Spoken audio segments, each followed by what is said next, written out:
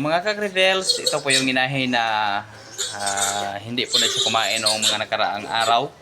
At saka binalikan po natin mga ka-rebels. Ito na po siya ngayon. So nagpadidi po siya. Okay po yung katawan niya mga ka-rebels. At saka napakabait po itong klaseng inahin mga ka-agre. Yan, so yung mga biik nila mga ka-rebels napakalaki. Kaso 7 lang po yung sinilang.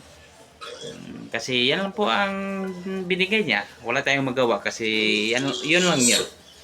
So ayan mga ka-rebels, lumabas po yung ano niya, dila.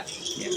So napakaganda po yung pagkaalaga ni ate nito para makita po natin yung katawan sa inahin na hindi po siya pumayat. At saka yung mga diti niya mga ka-rebels at saka katawan ng mga mga biik, okay po yan. So, ngayon po ang schedule natin mga ka-rebels na mag-castrate at saka magputol po tayo ng anong pong gawin po natin yan. Kunin po natin yung mga testicle niya.